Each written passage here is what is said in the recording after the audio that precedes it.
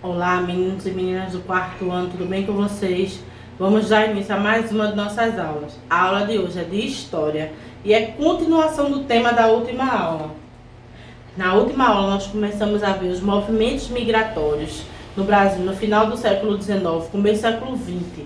E aí hoje a gente vai dar continuidade a esse tema, vendo os imigrantes no Brasil. Lembra que nós começamos a ver semana passada que começaram a haver movimentos migratórios, ou seja, pessoas saindo do lugar onde mora para virem morar no Brasil em busca de melhores condições de vida. Então hoje a gente vai ver como é que essas pessoas chegaram aqui no Brasil, o que foi que aconteceu, se deu certo, se não deu. O Brasil recebeu cerca de 4 milhões de estrangeiros entre o final do século XIX e o início do século XX. Lembra que eu disse a vocês que as pessoas estavam vindo para o Brasil devido já ao final da escravidão, que não se podia mais usar mão de obra escrava. O que é mão de obra escrava? A pessoa trabalhar sem receber em troca. Então eles tiveram que contratar pessoas para poder trabalhar nas plantações.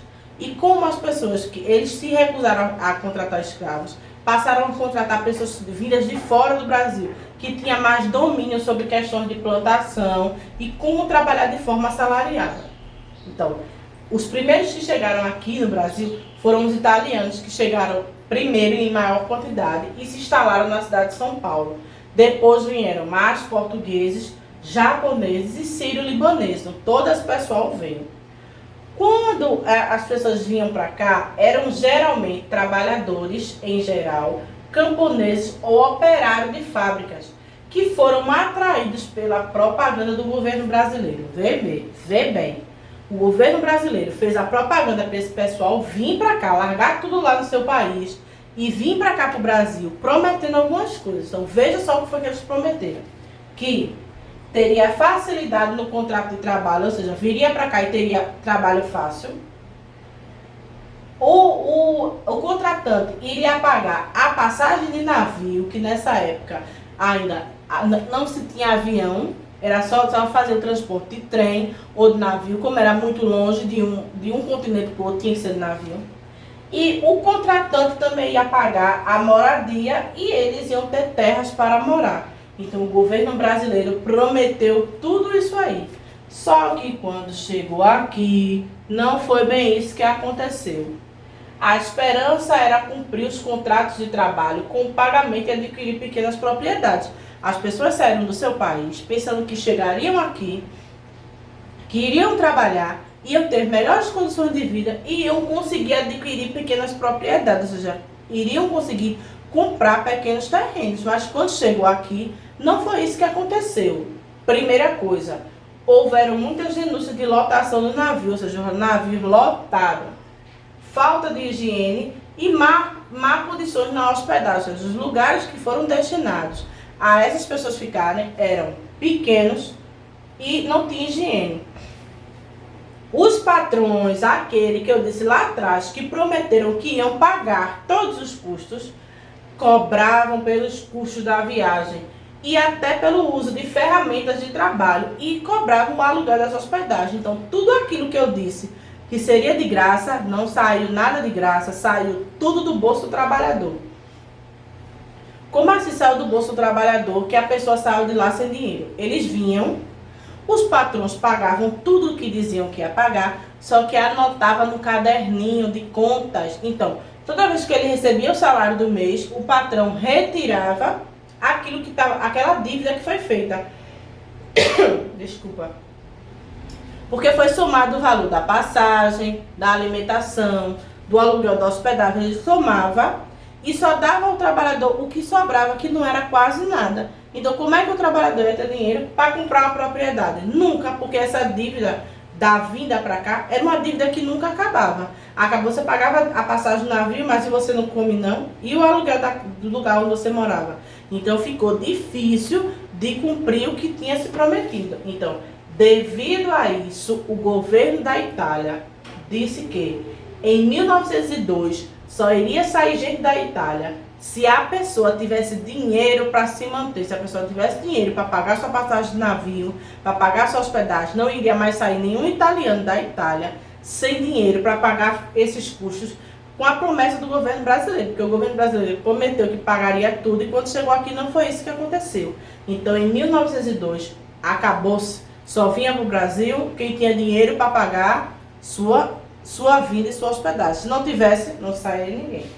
Então, o italiano que quisesse sair do seu país deveria fazer isso com o seu próprio dinheiro, sem esperar que o governo brasileiro fizesse isso. Só que nem tudo foi coisa negativa, tiveram também coisas muito positivas desse processo migratório. E uma dessas coisas positivas vieram dos imigrantes que foram para o campo. Então, houve casos de sucesso no processo de imigração para o Brasil. Apesar da dificuldade, alguns conseguiram conquistar suas propriedades. Então, aquilo que foi prometido lá atrás, alguns conseguiram conquistar as propriedades. Então, essas propriedades, a grande maioria, está na atual região do Rio Grande do Sul. Então, foram fundadas por imigrantes europeus, que foram essas pessoas que conseguiram chegar aqui, conseguiram pagar a sua dívida e conseguiram comprar propriedades. Hoje, essas propriedades, a maioria, fica na região sul, lá embaixo, Paraná, Rio Grande do Sul, ficam lá. Então, eu tenho aqui duas cidades, Blumenau e Bento Gonçalves, que são cidades do Rio Grande do Sul, que foram fundadas por imigrantes europeus. Ou seja, pessoas que vieram, conseguiram pagar suas dívidas e conseguiram comprar suas propriedades. Então, nessa região que essas pessoas compraram, as colônias de imigrantes se dedicaram ao plantio e cultivo de frutas como uva, criação de animais, produção de derivados do leite, entre outras coisas. Então, isso atingiu os imigrantes do campo.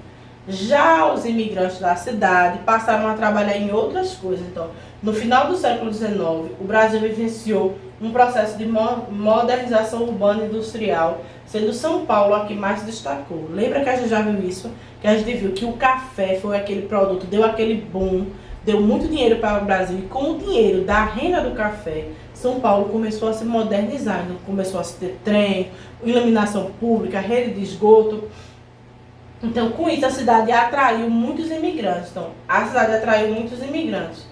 Parte deles decidiram se dedicar ao artesanato e outros como profissionais liberais. O que são profissionais liberais? Médicos, advogados e professores.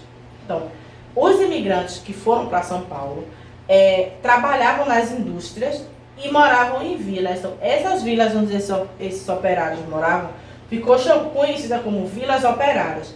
A primeira vila aqui inaugurada do Brasil foi em 1917, no bairro de Belém, e ganhou o nome de Vila Maria Zélia. Então, passados anos, o processo migratório continuou, ou seja, as pessoas continuaram se locomovendo de um lugar para outro, se mudando em busca de melhores condições. Só que a razão agora mudou. Antigamente, feito a gente viu agora há pouco, a razão das pessoas se mudarem, ou seja, migrarem de um país para o outro, era para buscar só melhores condições de vida, mais trabalho. Agora não, agora eu tenho outras causas. Hoje, quando a pessoa migra, sai do seu país para o outro, além de migrar em busca de trabalho, as pessoas migram por outra coisa. Ocorrem agora também por profundas transformações. O que são essas profundas transformações? Terremotos, enchentes, furacões, guerras, perseguição política e religiosa. Então, além de procurar melhores condições de vida, de trabalho, as pessoas se migram por conta disso, devido ao acontecimento de terremotos, e a pessoa perde tudo, terremotos, enchentes e furacões, para fugir da guerra e por perseguição política e religiosa.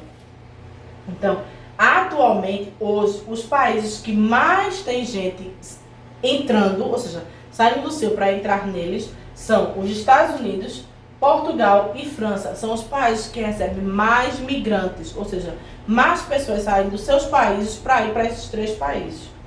E o país hoje que as pessoas que mais migram são os sírios. Por quê? Porque eles estão fugindo da guerra. No país da Síria está tendo uma guerra. E há muito tempo, faz uns 2 ou 3 anos, que essas pessoas estão fugindo da guerra. Então, devido a essa guerra, as pessoas estão saindo da Síria para ir para outros países para fugir da guerra. Com isso, a gente finaliza esse assunto de migração. Lembrando que migração é eu sair do lugar que eu moro, do país que eu moro, para ir morar em outro lugar. Vocês vão responder as páginas 418, 419, 420 e 421 do livro de História. Qualquer dúvida, você sabe que a Juliana está disponível no WhatsApp, segunda, quarta e sexta-feira, das 2 às 5 da tarde. Até a próxima aula!